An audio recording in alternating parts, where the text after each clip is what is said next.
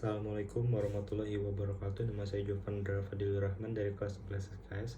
Di sini saya akan membuat video tentang tetapan hasil kali larutan atau KSP. Saat kita melarutkan garam dalam air, akan terbentuk larutan elektrolit.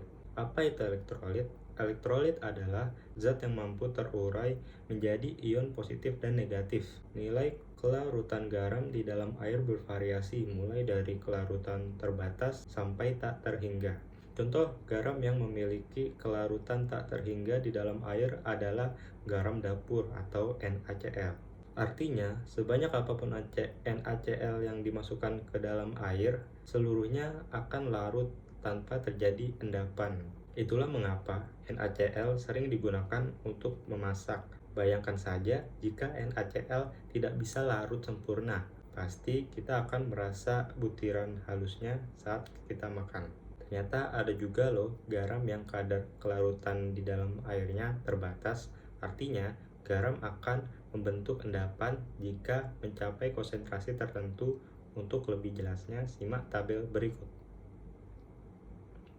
Dan sekarang kita masuk ke pengertian larutan. Larutan adalah jumlah maksimum suatu senyawa atau zat yang bisa larut dalam sejumlah pelarut. Satuan kelarutan adalah mol per liter. Oleh karena satuan kelarutan sama dengan molaritas, maka kelarutan juga bisa didefinisikan sebagai konsentrasi zat yang masih bisa larut dalam suatu pelarut. Berdasarkan sifat kelarutannya, kondisi garam dibedakan menjadi 3 kondisi. Yang pertama, kondisi tidak jenuh. Artinya, kondisi saat konsentrasi nyata suatu garam belum melampaui kelarutannya sehingga masih bisa larut. Yang kedua, kondisi tepat jenuh. Artinya kondisi saat konsentrasi nyata suatu garam sama dengan kelarutannya sehingga zat tetap mengendap. Yang ketiga, kondisi lewat jenuh. Artinya kondisi saat konsentrasi nyata garam melampaui kelarutannya sehingga zat yang mengendap tidak banyak daripada yang larut. Sekarang kita masuk ke tetapan hasil kali kelarutan atau KSP. Jika suatu garam yang mengalami kondisi tepat jenuh, garam tersebut akan membentuk kesetimbangan. Terjadinya kesetimbangan dipengaruhi oleh zat padat yang tidak larut dan ion-ion zat terlarut. Bagaimana tetapan kesetimbangannya? Perhatikan reaksi berikut.